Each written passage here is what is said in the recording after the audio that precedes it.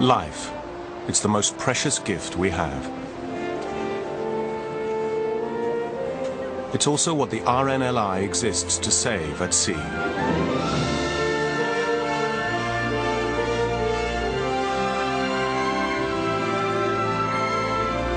Every day of every week, our volunteer crews rescue an average of 21 people. People like Gordon, Christian, Caroline, and Michael. This year, RNLI crews could be saving you, or someone you love. Year on year, we rescue more than 7,000 people. And over the years, that number keeps on rising. And so too do the costs. Rescue doesn't come cheap, and it doesn't happen by accident. It takes skill and courage to turn casualties into survivors. It takes something else too, training. Training can make the difference between life and death. We've got an answer to that. Train one, save many. A trained crew member can serve for 20, 30 years, respond to hundreds of call-outs, and save dozens of lives. Train one, save many. But training costs money, more and more each year. It's a cost we simply have to meet, but can only do so with your donations. Because without training, it might not just be us left dead in the water. Training. It counts. Not just at our college, but at every one of our stations and to every one of our crew volunteers. Such as Darryl Farley. He knows the value of training. By day, he's an outdoor instructor, but he is also an unpaid volunteer crewman on one of our all-weather 7 lifeboats. The RNLI Train is great. I've had a very good few days up in Poole recently on a sea survival course, and that was absolutely superb. The whole setup there that's just awesome. He's been one of our volunteers for just over a year. Already, he's been on 20 shouts, helped save more than 100 casualties from the sea. Time was when all lifeboats were manned by fishermen with strong arms, with not a microchip in sight. Time was. Times change. Today, only 1 lifeboat crew member in 10 comes from a professional maritime background, while the boats themselves and the technology of rescue, navigation and recovery have become more and more sophisticated. We in the RNLI believe very firmly that we have a duty of care to our crews. They're expected to perform in all sorts of weather conditions, day or night, dawn or dusk, any time of the year, and we would feel as if we'd actually done them a disservice unless we provide them with the very best training we can possibly afford. That duty of care includes our investment in the latest training equipment. Equipment paid for by public donations. Like this, our new bridge simulator, where we can program in realistic rescue scenarios, the weather and rough seas to match. On occasions beyond number, since our foundation in 1824, lifeboat crews have responded to the call at a moment's notice, risking their lives to save others. Sometimes call-outs can be almost straightforward, and sometimes they're not. Around the coastline of Britain and Ireland, we have 4,500 crew volunteers, serving 233 lifeboat stations. We've lifeguards on beaches, too. Each volunteer knows that when the pager goes off, it may be their turn to risk their life for a stranger.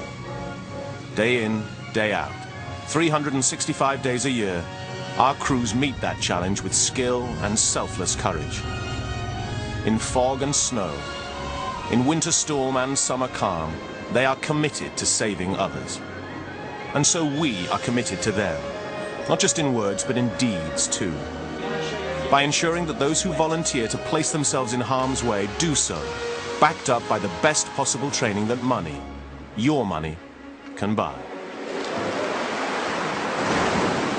For the RNLI is a charity.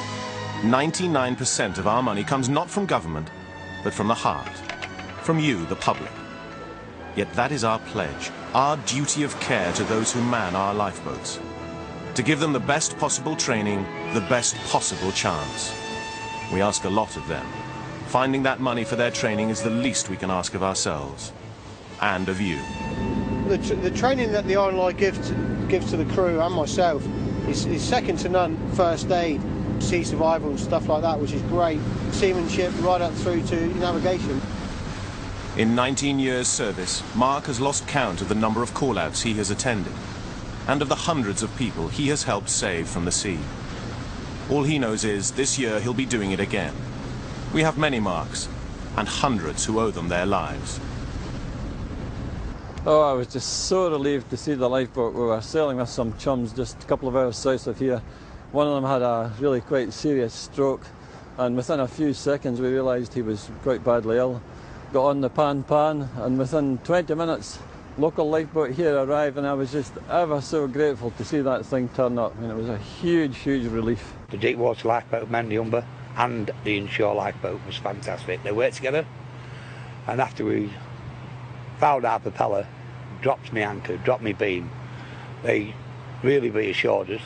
Inshore lifeboat put 2 men aboard me to make sure I was all right and I could cope, which we did. And after that, then it was just fantastic. They put a rope on us, pulled us right up, we were all that safe.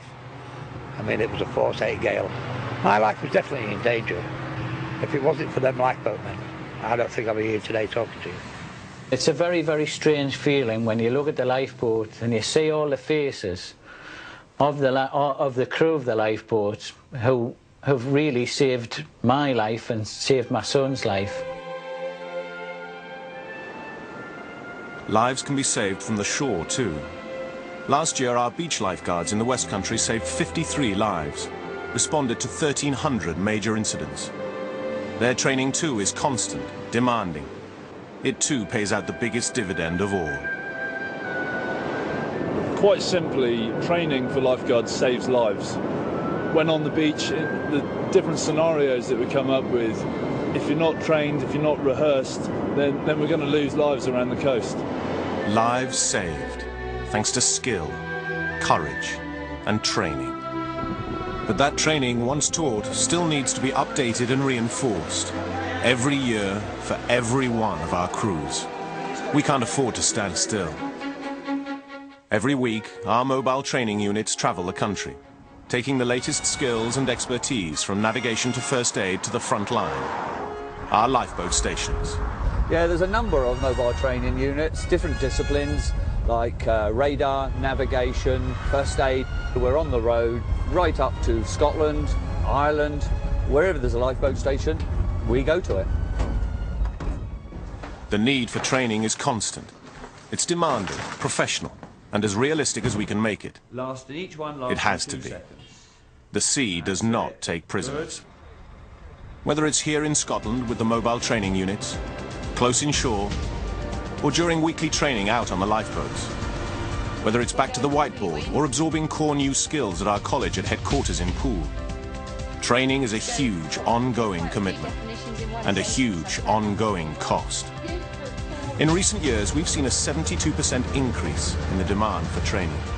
So far, we have met that demand thanks to you, the public who support the RNLI. But it's your continued generosity, your kindness, that will help us save lives by helping us train our crews to take on the sea and everything she throws at us. Each year it costs the RNLI £1,000 in training alone for every man and woman who crew our lifeboats. It's a cost we have to find year after year after year. Commitment and courage, however, come free. Just add water. Yet heroism is not enough. For without you and your continuing year-on-year financial support, none of it would be possible. Raising money for training, it matters now like never before. We're one team with just one shared goal, to save lives at sea. It's why we're here. It's what we do, what we can all do, every single one of us. If we can train one, then, with your help, we can save many.